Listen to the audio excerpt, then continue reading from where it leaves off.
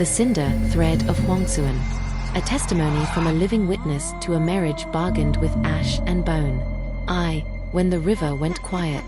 The first time I heard a corpse breathe, the river had just gone quiet.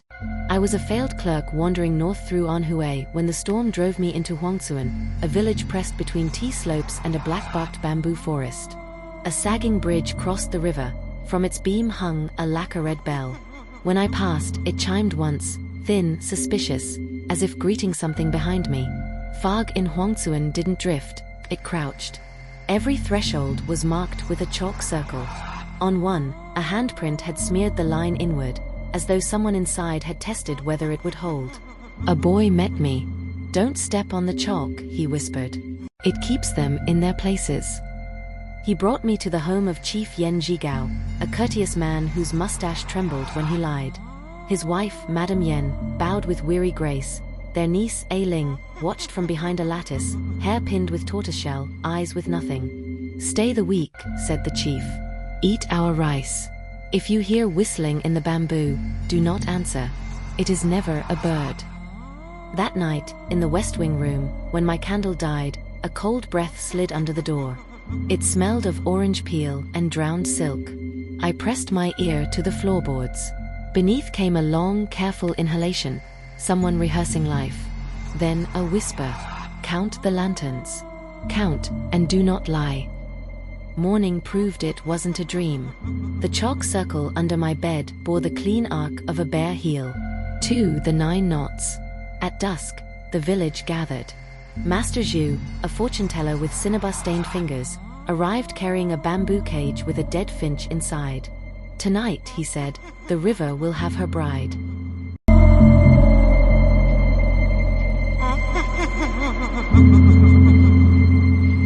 On the altar lay a red wedding sash, a needle threaded with 99 hairs, and a silk lantern painted with the character for joy, its last stroke carved into a hook. A Ling knelt. Master Zhu raised a fish spine bound with red thread. "Chief Yen," he intoned, "you offer your niece. Yet the river asks, does the bride wear your shadow?" In the pond, the chief's reflection flickered into a younger, crueler face. A Ling pricked her thumb. 7 drops of blood fell. The chief tied 9 knots in the sash, muttering vows in a dialect I didn't know. When the last knot tightened, the wind died. Bamboo bowed. The lantern flamed of its own will. The river rose, calm and upright, faces drifting within it. One face knew my name. "Bride," said the voice of water, "do you wear the chief's shadow?" "I wear his house, his rice, his rules," A Ling whispered. "Not his shadow." "Then it must be the wife," said the river. Madame Yen stepped forward. "If a bride must be given, I am bride twice already, once to my husband, once to Huangcun. I will not be third to the river." An old woman spat into the pond. "Speak her name," she barked. The chief's voice thinned. "Shan Ruo. She drowned because I promised and broke it."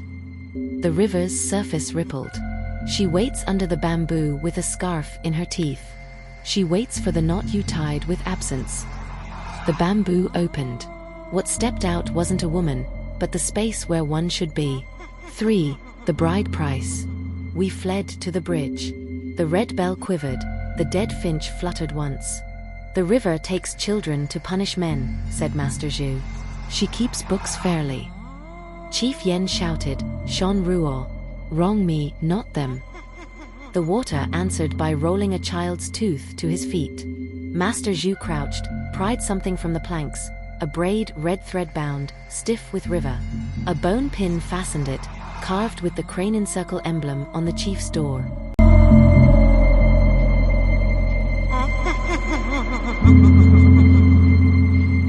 "The braid," said Madame Yen, "is how a girl asks the living to wait.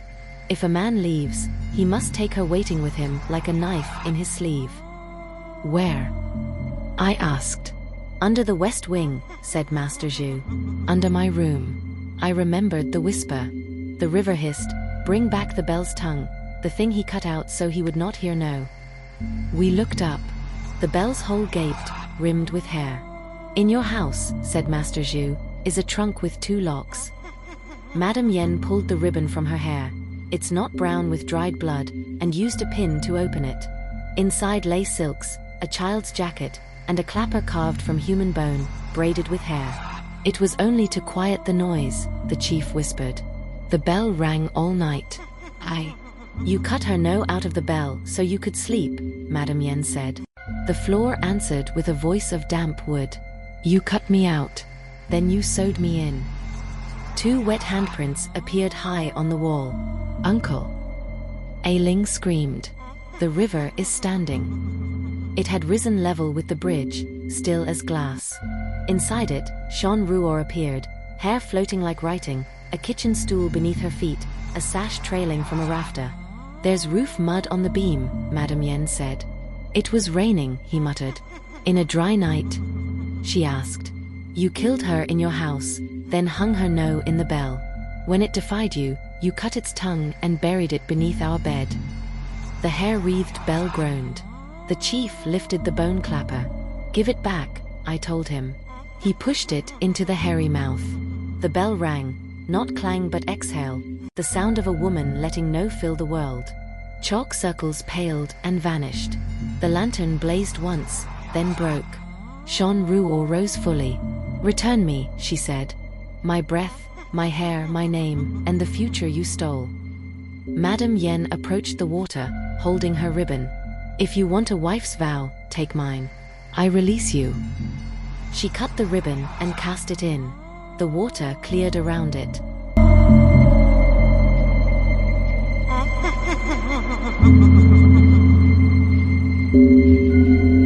The chief lifted his hands like a man surrendering to sea.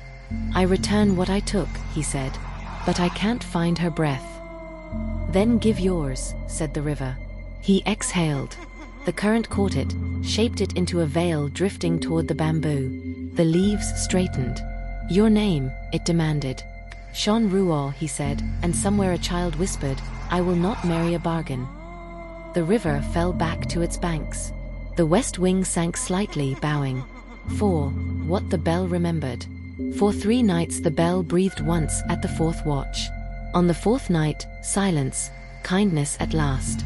Children whistled. Frogson. Men feared rice and rain again. Master Zhu wrapped his finch in silk. Truth makes statues, he told me. A story makes legs. Then he left through the bamboo. Chief Yen rebuilt the west wing. Madame Yen taught girls to unbraid without tears, and boys to listen. Ailing cut her hair short.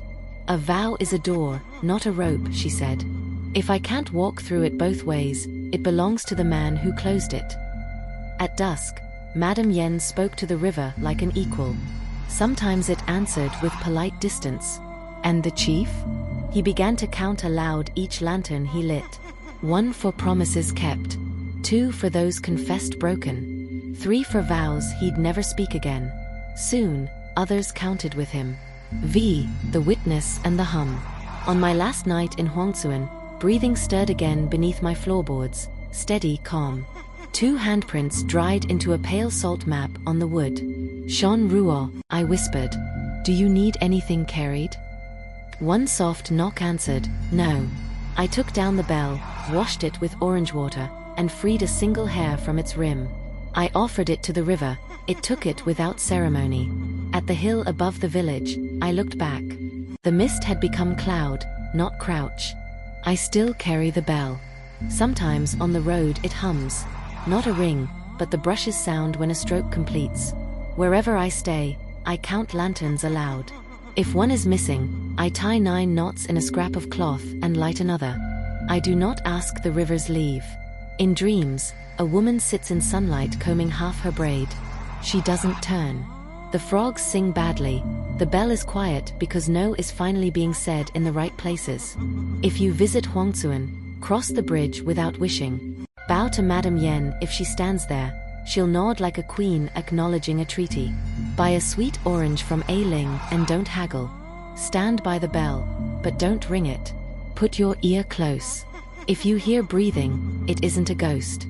It's the sound of a village carrying itself in its own mouth. And if the river ever looks back at you, count the lanterns. Count them all. Do not lie. Because the first time I heard a corpse breathe, The river had just gone silent. And the last time, I realized it was never a corpse at all, but a vow-given voice again. Count the lanterns. Count, and do not lie.